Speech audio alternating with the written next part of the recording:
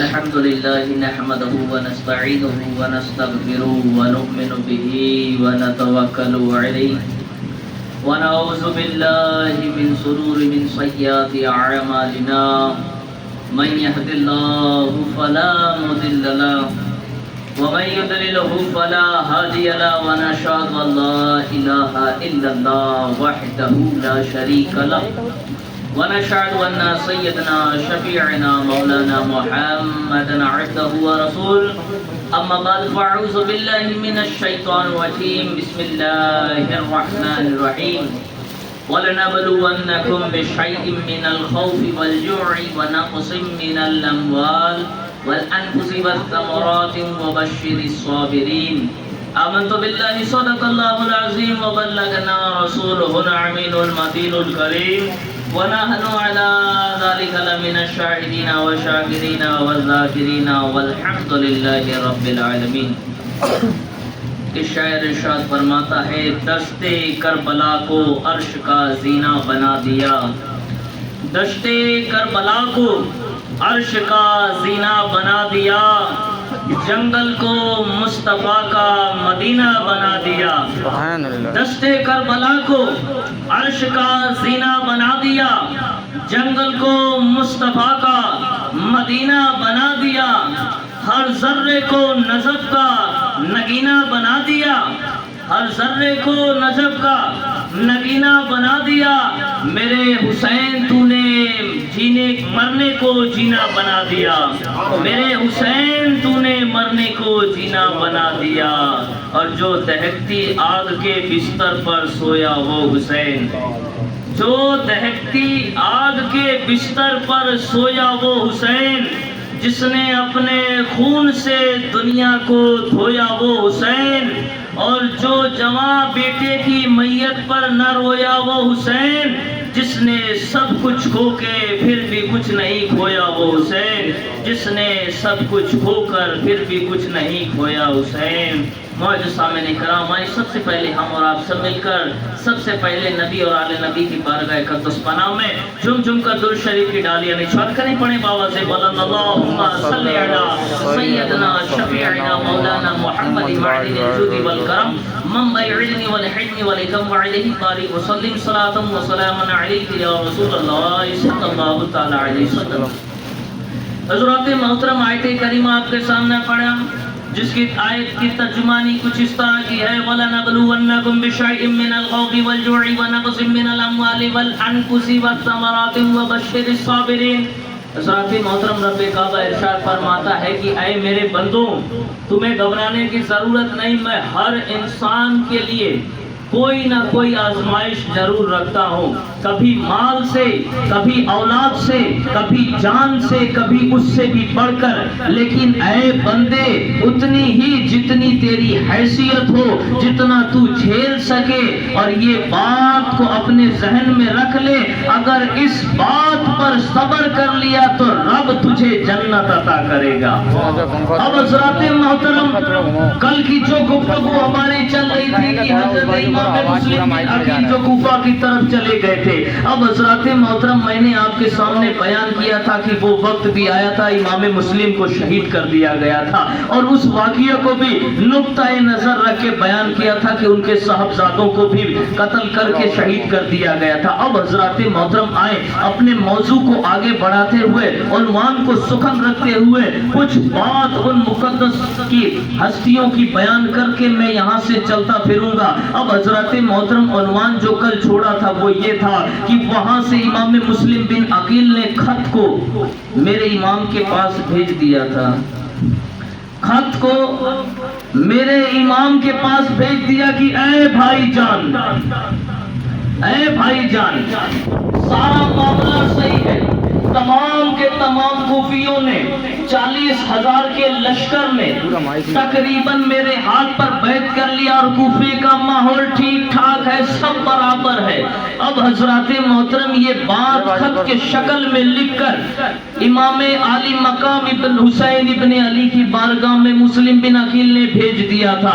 अब हजरत मोहतरम देखिए यहाँ पर खत का आना था और मेरे इमाम ने यहाँ से जाने की तैयारी कर ली थी। अब हजरत मोहतरम मक्का मुकर्रमा के जो अजीज लोग थे, जो हुसैन इब्ने अली से मोहब्बत करते थे, वो कहने लगे, ऐ हुसैन इब्ने अली, ऐ नवासाए रसूल, आप कूफे की तरफ हिजरत ना करें, आप उन लोगों के पास ना जाएं, वो धोखेबाज और गद्दार लोग हैं, उनके ऊपर भरोसा करने की जरूरत नहीं, उनकी वफा कहीं से भी साबित नहीं। ऐ हुसैन इब्ने अली, हम ये चाहते हैं कि आप मक्का मुकर्रमा में रहे, यहाँ से ना जाएं, और हमारा गुमान तो यह है कि अगर आप कूफे की सरजमीन पर चले जाएंगे तो हाल ये बनेगा कि कहीं वो नादान लोग आपको कत्ल करके शहीद तो न कर दें। हम ये नहीं चाहते हैं कि ये मुस्तफा का नवासा हुसैन इब्ने अली, जिसका चेहरा नूर हम सुबह शाम देखते हैं, हम ये नहीं चाहते हैं कि वो चेहरा वहां पर जाकर वो चेहरे की जियारत हम ना कर सके। कई इम्कान किए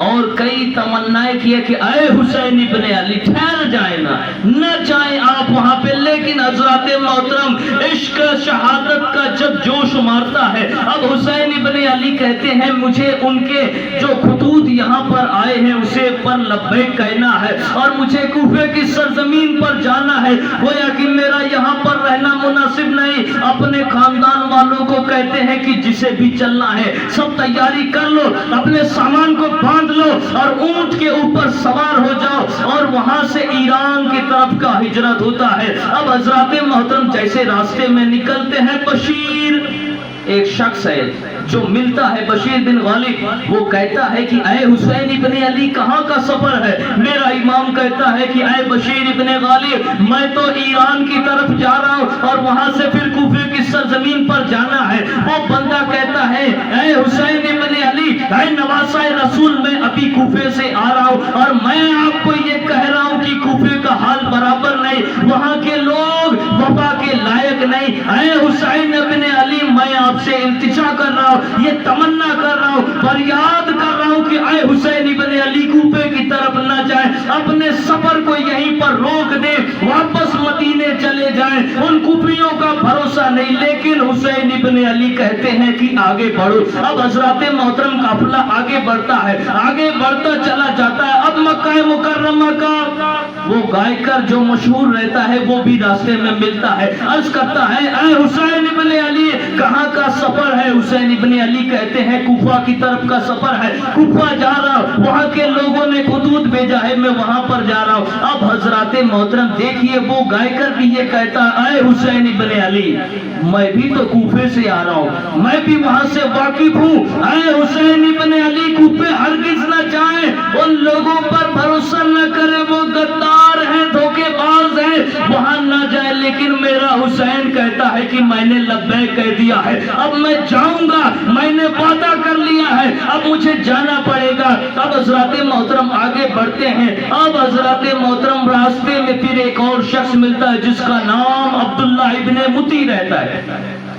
अब्दुल्ला इब्ने मुती कहते हैं, ऐ इमाम, मैं आपके कदमों का बोसा लेना चाहता हूँ। कदमों को चूमते हैं, कहते हैं, ऐ इमाम बताए तो सही, कहाँ की हिजरत है, कहाँ जाना चाह रहे हैं? हुसैन इब्ने अली कहते हैं, ऐ अब्दुल्ला, मैं कूफे की तरफ जा रहा हूँ, जिन लोगों ने खतूत भेजा है मैं वहां पर जा रहा हूँ। उन लोगों ने मुस्लिम बिन अकील के हाथ पर बैठ करके अपनी वफादारी साबित कर ली है, मैं वहीं पर जा रहा हूँ। अब अब्दुल्ला इब्ने मुती कहते हैं, ऐ हुसैन इब्ने अली, हरगिज़ वहां ना जाएं, कि आपको मालूम नहीं है कि वहां का हाल क्या है। वहां का गवर्नर नौमान बिन बशीर को माजूर कर दिया गया, वहां के गवर्नर को रातों रात बदल के उबैदुल्लाह इब्ने जियाद जैसा जालिम गवर्नर मुकर्रर कर दिया।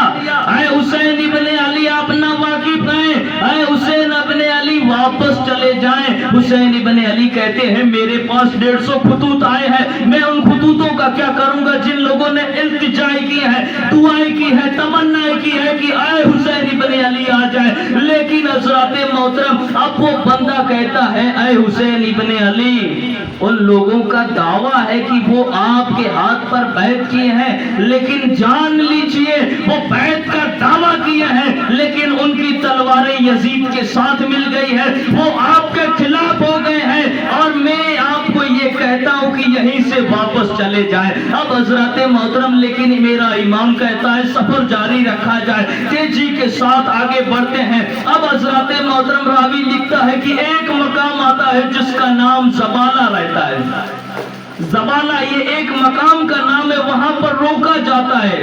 اب قافلے کو جب روکا جاتا ہے اب حضرات محترم ایک صحابی کھڑا ہوتا ہے اور کہنے لگتا اے لوگوں، بڑی دکھ بھری خبر ہمیں معلوم ہوئی، اور پتا ہے تمہیں کیا ہے کہ مسلم بن عقیل اور ان کے دونوں صاحبزادوں کو کوفے والوں نے شہید کر دیا ہے۔ اب حضرات محترم یہ خبر سننا تھا، اس ہجوم کے اندر تہلکہ مچ گیا، لوگ ادھر ادھر ہونے لگے۔ اب حضرات محترم کچھ لوگوں نے تو یہ بھی کہا کہ اے امام چلے نا، جب ایسا مسئلہ ہے تو واپس مدینے لوٹ جائیں، چلے نا واپس مدینے کی طرف ہجرت کریں۔ اب وہ لوگ جو غداری پر اتر آئے ہیں ان پر بھروسہ کرنے کے لیے میں قائل نہیں، میں آپ سے التجا کرتا ہوں کہ اے امام چلے، ہمارے لیے بہتر ہوگا کہ مدینے چل دیں۔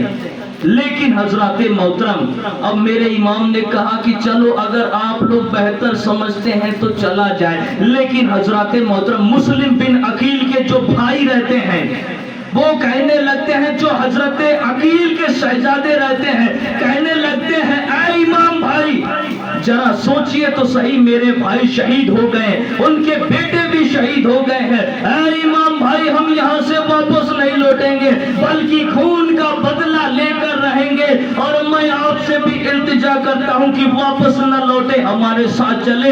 یہ جملہ سننا تھا۔ امام حسین ابن علی کہتے ہیں کہ چلو آگے بڑھا جائے۔ اب حضرات محترم سفر تیزی کے ساتھ آگے بڑھتا چلا جاتا ہے، اور سفر بڑھتے بڑھتے اب کوفے کی سرزمین کی سرحد نظر آنے لگتی ہے، ایران کا وہ شہر کا جو سرحدی علاقہ ہے نظر آنے لگتا ہے۔ اب حضرات محترم میرا امام بڑھتا چلا جا رہا ہے، کتاب کے اندر آ رہا ہے تقریباً ہجری سن 61 کی پہلی محرم کی تاریخ ہے، ہجری سن 61 کی 1 محرم الحرام کی تاریخ ہے کہ جب میرا امام کوفے کی سرحد کے باہر موجود تھا۔ اب حضرات محترم وہاں سامنے سے حر بن یزید 1000 کا لشکر لے کر آتا ہے، اور آنے کے بعد میرے امام کے راستے کو روکتا ہے اور کہنے لگتا ہے اے امام مجھے عبید اللہ ابن زیاد نے گورنر کے طور پر یہ حکم دیا ہے کہ امام علی مقام جہاں بھی دکھے انہیں گرفتار کر لینا۔ اب حضرات محترم یہ کہنے کے بعد اب میرا امام کہتا ہے کہ اے حور تجھے کیا لگتا ہے کہ میں خود یہاں پر آیا ہوں؟ تجھے کیا لگتا ہے کہ میں تیرے بلانے پر یہاں پر آیا ہوں؟ نہ میں تو ان لوگوں کے خطوں کو پڑھ کر آیا ہوں، اور میں تجھے بتا دیتا ہوں اے حور میں کسی کے بلانے پر نہیں بلکہ ان مظلوموں نے جو 150 خط مجھے لکھ کر بھیجا ہے اور یہ التجا کی ہے کہ اے امام علی مقام یہاں پر آئیں اور ہمیں آپ کے بیعت کرنی ہے، یہ جملہ سن کر میں یہاں پر آیا ہوں۔ حور کہتا ہے یہ حضور مجھے اس کا کوئی خواب نہیں، مجھے اس کے بارے میں کچھ بھی معلوم نہیں، یہ خط کا کیا مسئلہ ہے میں بالکل بھی نہیں جانتا۔ اب حضرات محترم اب میرا امام کہتا ہے کہ اے حر میں تجھے بتاتا ہوں یہ جو 1000 کا لشکر لے کر آیا ہے نا، کتنے اتنے اس میں بھی موجود ہیں جن لوگوں نے مجھے خط لکھا تھا، جن لوگوں نے التجا کی تھی کہ اے حسین ابن علی آئیں ہمیں آپ کے ہاتھ پر بیعت کرنی ہے۔ حور بن یزید کہتے ہیں کہ ایسا کیسے ہو سکتا ہے، جن لوگوں نے آپ کو خط لکھا ہے وہی آپ کے جان کے دشمن ہو جائے، ایسا ہرگز نہیں ہو سکتا۔ اب حضرات محترم امام کہتے ہیں کہ میں نام لے کر پکاروں کیا، کس نے خط لکھا ہے؟ اب اس کے بعد میرا امام کہتا ہے اے ربیہ کھڑا ہو جا، اے حفصہ کھڑا ہو جا، اے زید کھڑا ہو جا، کیا تو نے خط نہیں لکھا تھا اور اس کے اندر اپنے دل کا حال نہیں لکھا تھا؟ اے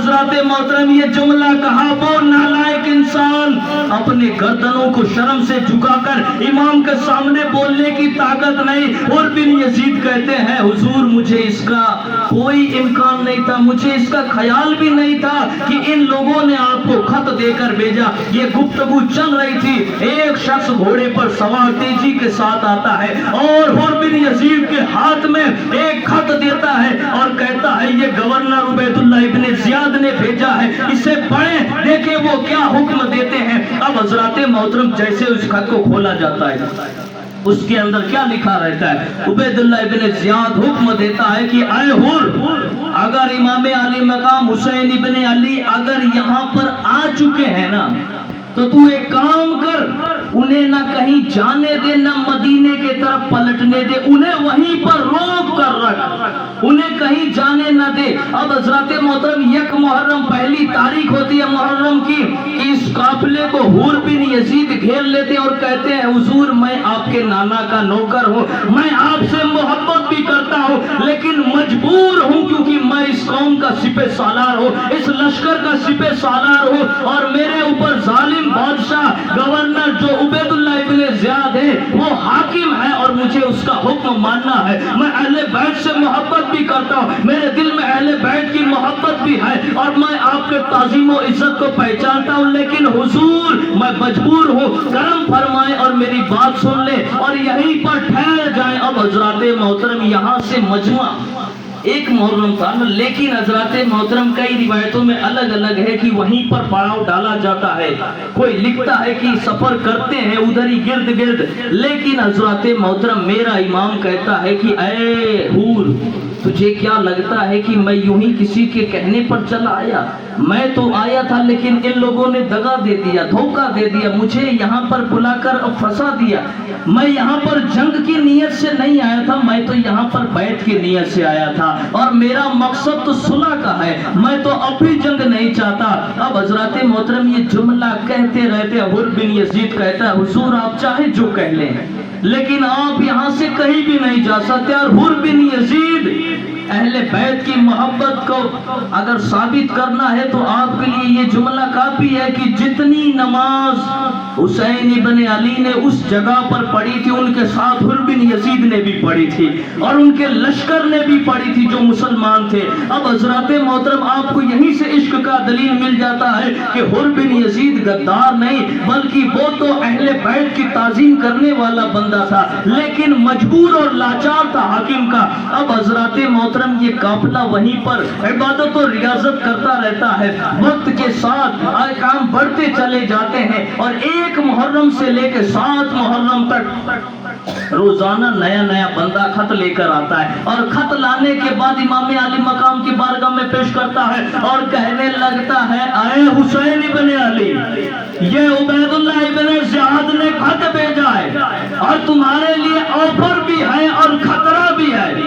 2 जुमला दिया और खत पढ़वा के ये कह दिया आए हुसैन इब्ने अली ये देखो, अगर तू यजीद के हाथ पर बैत करता है तो यजीद तुझे किसी मुल्क का गवर्नर बना देगा, अगर तू यजीद के हाथ पर बैत करेगा तो माल माल हो जाएंगे, तुझे गवर्नर भी बना देगा, बादशाहत भी दे देगा, तख्तो ताज भी दे देगा, हर चीज की हुकूमत दे देगा, खुद यजीद तेरे कदमों के नीचे आकर तेरी हर बात मानेगा, इज्जत और एहतराम भी करेगा। लेकिन हुसैन इब्ने अली अगर बैत ना करता है तो जंग के लिए तैयार रहना, फिर अपने बच्चों के खून को बहाने के लिए तैयार रहना, जो खैमा तूने गाड़ रखा है उससे उजड़ने का इंतजार करना, और जो तेरी कनीज़ें हैं, जो तेरी खानदान की बीवियां बेटियां हैं, उनके इज्जत को नीलाम होने से कोई नहीं बचा सकता। आए हुसैन, अब 2 रास्ता आपके पास है, अब आप बताएं किस रास्ते पर चलना चाहते। अब मेरा इमाम कहता है आए लोगों सुनो सुनो, मेरे पास 2 रास्ता है। पहला रास्ता तो यह है कि यजीद के हाथ पर बैत करना,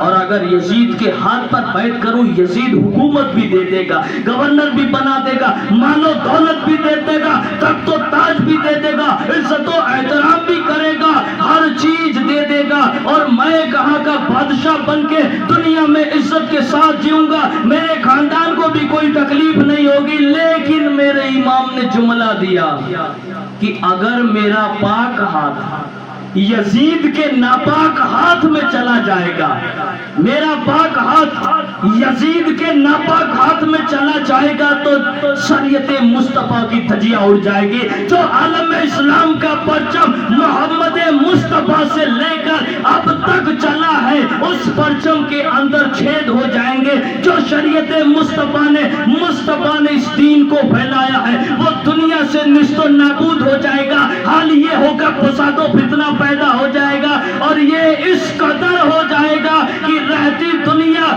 جب تک قیامت آئے گی تب تک یہ فساد چلتا رہے گا۔ لیکن امام نے کہا دوسرا راستہ یہ ہے کہ اگر میں اپنا پاک ہاتھ یزید کے ناپاک ہاتھ میں نہ دوں تو کیا ہوگا؟ وہ مجھے مال و ملکت نہ دے گا، تخت و تاج نہ دے گا، حکومت نہ دے گا، گورنر نہ بنائے گا، مال و دولت نہ دے گا، عزت نہ کرے گا۔ اس سے بڑھ کر کیا کرے گا؟ علی اصغر کو شہادت کا جام پلائے گا، علی اکبر کو شہید کرے گا، قاسم کو شہید کرے گا، عباس کو شہید کرے گا، اور کیا کرے گا؟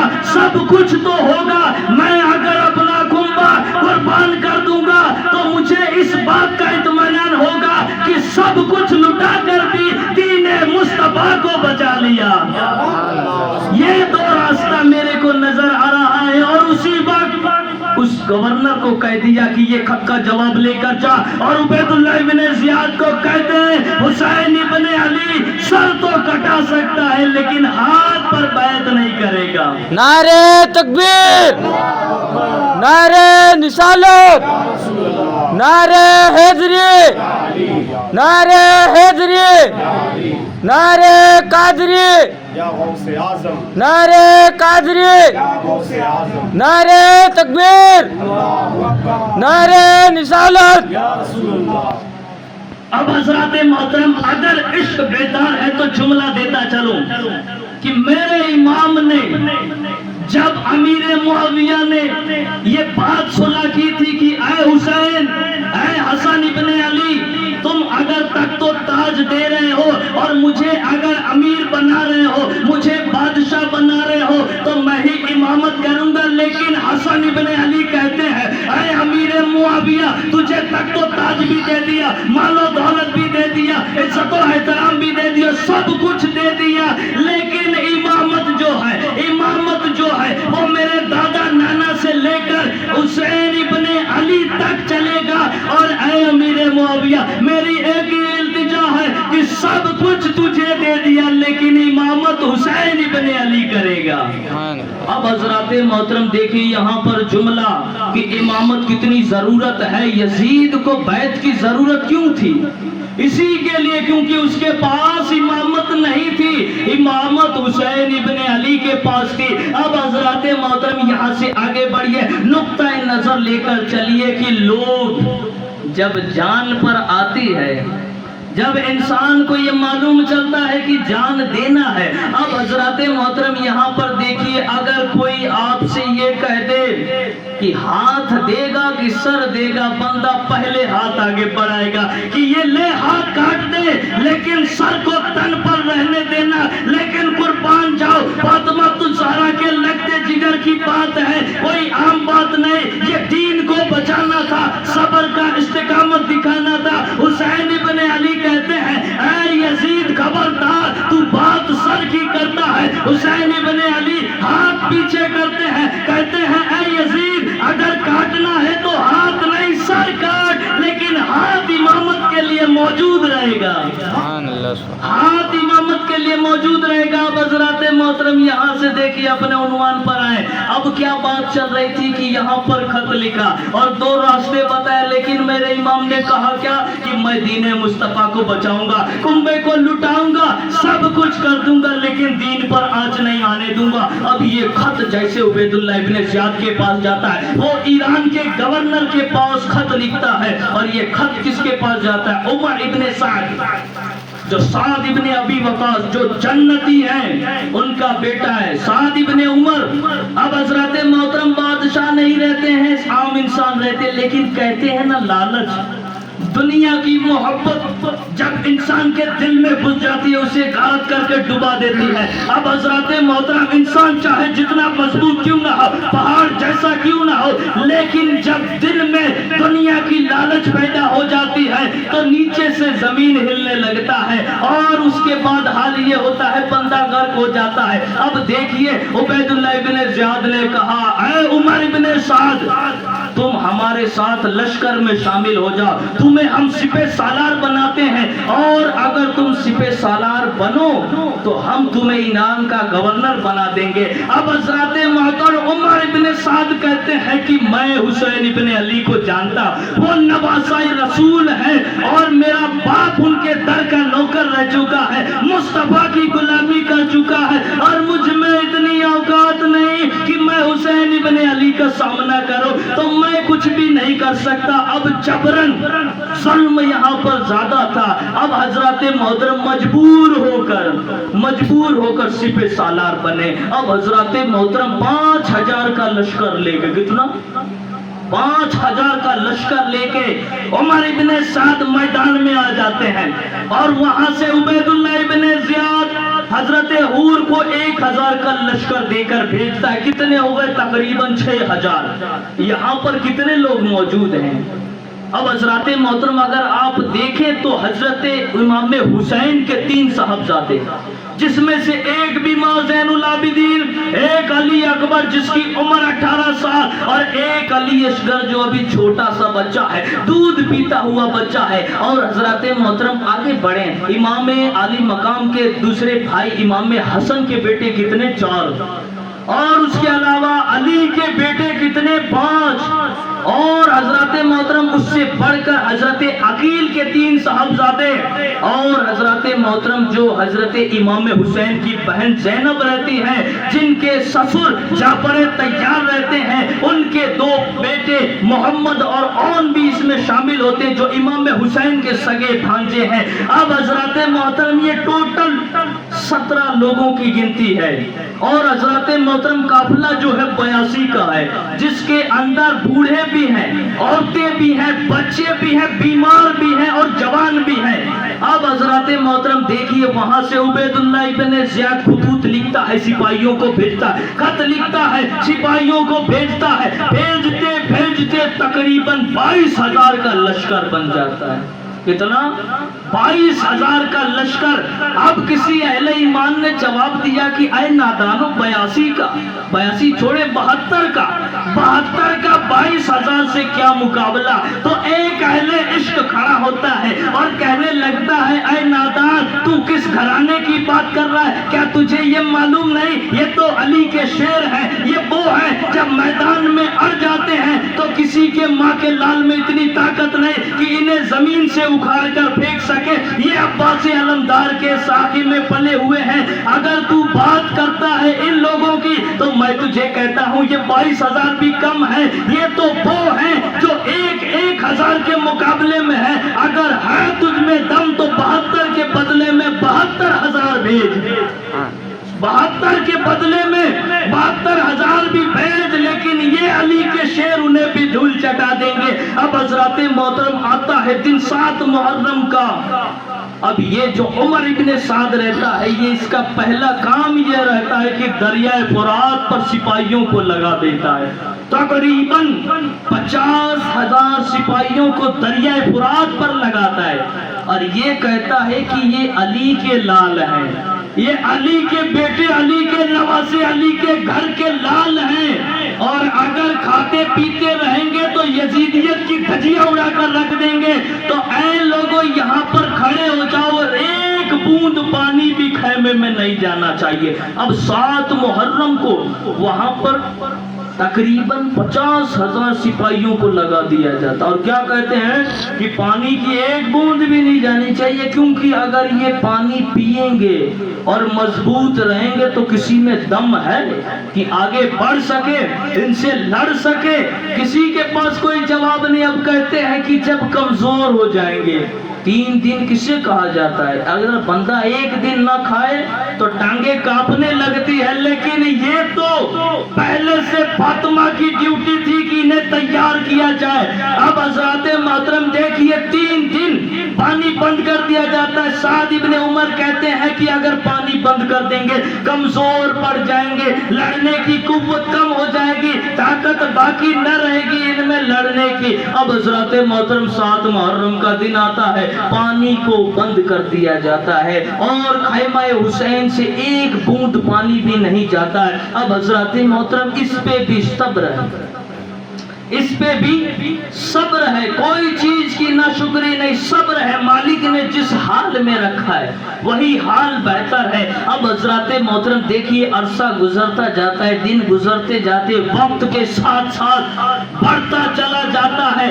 अब 9 मुहर्रम का दिन आता है, 9 मुहर्रम का। अब हज़रत मोहतरम वहां से उमर इब्ने साद के लश्कर का एक पलीत इंसान कहता है, नगारा बजाता कहता, अरे हुसैन इब्ने अली क्या डर गए? क्या जंग से भागने वाले हो? आओ मैदान में आओ, आके देखा जाए कि अली के लालों में कितना दम है और यजीदियत में कितना दम है। अब हज़रत मोहतरम नगारा बजा के ऐलान करते हैं, लेकिन मेरा इमाम कहता है। एक गवर्नर वहां पर आता है, आने के बाद खैमा हुसैन में जाता है। हुसैन इब्ने अली कहते हैं कि अरे गवर्नर, मैं तुझसे डर नहीं रहा हूं, लेकिन मैं तुझसे इल्तिजा कर रहा हूं कि आज एक रात और मुझे दे दे, एक रात मुझे और दे दे। कल सुबह इंशाअल्लाह हम भी मैदान में, तुम भी मैदान में, फिर फैसला रब करेगा, लेकिन आज रात की मोहलत देते। गवर्नर चला जाता है, जाने के बाद कहता है, ऐ लोगों सुनो, आज एक रात की मदद मांग रहे और ये कह रहे हैं कि आज एक रात छोड़ो, कल सुबह जंग होगी। अब हज़रत मोहतरम जंग का वहां पे खात्मा होता। अभी यहाँ पे हुसैन इब्ने अली, कुछ ही अल्फाज बोल के गुफ्तगू लपेटूंगा, वक्त ज्यादा हो गया। अब हज़रत मोहतरम 9वीं की रात है। अब यहाँ पर इमाम अपने लोगों को कहते हैं कि ऐ लोगों, ऐ मेरे साहब, मैं यहाँ पर तुम्हें जाती तौर पर नहीं लेकर आया, तुम खुद मेरे साथ है, लेकिन मैं तुम्हारा भाई, तुम्हें इस बात की इजाजत देता हूँ, तमाम सहाबाओं को इजाजत देता हूँ कि जिसे भी जाना है वो चला जाए। हुसैन इब्ने अली को कोई इनकार नहीं और मैं तुमसे खफा भी नहीं हूँगा, तुम में से जिसे भी जाना है वो जा सकता है। अब हज़रत मोहतरम एक बंदा भी नहीं हिलता है। एक सहाबी खड़ा होता है और कहने लगता है, ऐ हुसैन इब्ने अली, क्या आप हमें नहीं जानते? हमारे अहले आया, हमारे बाप तो वो थे जब आपके नाना ने जंगे बदर का ऐलान किया तो तलवार लेकर खड़े थे, जंगे खंदक का ऐलान किया था हमारे अबू हयान ने तलवार लेकर थामा था, जब ताइफ के बाजार में निकले थे तब भी साथ थे। चाहे जंग का मैदान हो या खैबर का मैदान, हर जगह हमारे बाप आपके नाना के साथ मौजूद थे। ये हमारी वफादारी का सिला है। ऐ हुसैन इब्ने अली, अब आप क्या चाहते हैं कि हम भी आपसे गद्दारी करें, आपको छोड़ दें? अरे सोचे तो सही कि अगर आपको छोड़कर चले जाएंगे, जब मिजान का वक्त होगा, आबे कौसर पर आपके नाना मौजूद होंगे और वो हमसे पूछ लेंगे कि मेरे हुसैन को क्यों तन्हा छोड़कर आ गए थे, उस वक्त हम क्या जवाब देंगे? अब ये देखिए तारीखी जुमला, हुसैन इब्ने अली ने कहा था, ऐ लोगों, ये मेरी तरफ से तुम्हें इजाजत है, तुम जाओ और इस बात से न डरो कि तुम्हें वहां पर कौसर पर जवाब देना पड़ेगा। मैं अपने नाना से शफात करा के तुम्हें जन्नत लेके जाऊंगा, तुम्हें घबराने की जरूरत नहीं। अब हज़रत मोहतरम हुसैन इब्ने अली कहते हैं, ऐ अब्बास, जरा चिराग तो बुझा दो, हो सकता है कि रोशनी है इसलिए कोई बंदा सोच रहा होगा कि सामने कैसे जाऊं, अगर अंधेरा रहेगा, जब कोई किसी को देख नहीं पाएगा तो हो सकता है जिसे जाना होगा वो चला जाए। और कह दिया, खबरदार, अगर कोई चला गया तो कोई उसका मजाक नहीं उड़ाएगा, उसे जाने दीजिएगा। अब हज़रत मोहतरम अब्बास चिराग को बुझाते हैं। सन्नाटा हुसैन के खैमे में, एकदम खामोश, कोई आवाज नहीं। अब हज़रत मोहतरम थोड़ी देर के बाद, मेरा इमाम कहता, आए अब्बास, अब तो चिराग को जलाओ, देखते हैं कितने गए हैं। अब हज़रत मोहतरम, मौला अब्बास جیسے چراغ کو جلاتے ہیں دیکھتے ہیں کہ جتنے 72 پہلے موجود تھے اب بھی موجود ہیں. اب حضرت محترم حسین ابن علی نے کہا میں نے تو کہا تھا تم لوگوں کو جاؤ, اجازت بھی دے دیا, تو جاتے کیوں نہیں ہو؟ اب اس مجمع میں جو سب سے بوڑھا صحابی رہتا ہے لنگڑاتا ہوا کھڑا ہوتا ہے اور کہتا ہے اے حسین ابن علی ہمارے سر کو آپ کے قدموں پہ قربان کر دیا. تو آپ کیا کہتے ہیں؟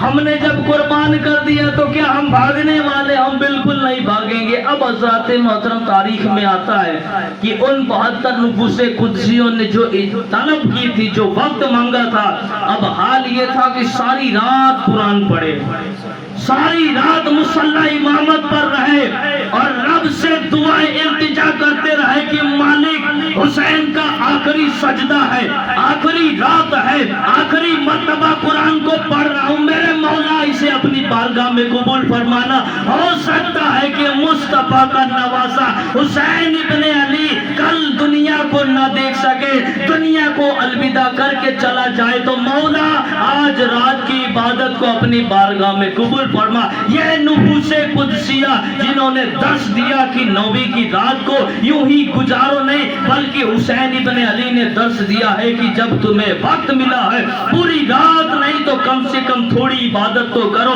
تھوڑی نمازیں تو حسین ابن علی کے نام پر پڑھو, تاکہ انہیں خوشی تو ہوگی کہ ہم نے جن کے لیے سر کٹایا ہے کم سے کم ان لوگوں نے نماز تو پڑھی, کم سے کم ان لوگوں نے قرآن تو پڑھی, کم سے کم ان کا رشتہ رب سے تو مضبوط رہا. یہ بنیاد رکھی اور ہمیں اس پر اعلان کیا, اور ہمارا عقیدہ یہ ہے کہ جب یہ رات بابرکت ہمیں ملے گی تو ہم یوں ہی نہیں بلکہ عبادت اور ریاضت کے ساتھ گزاریں گے. اللہ رب العزت کی بارگاہ میں دعا ہے کہ جو کچھ میں نے کہا اس پہ سب سے پہلے مجھے اور آپ سبوں کو عمل کرنے کی توفیق عطا فرمائے. وما علینا الا البلاغ.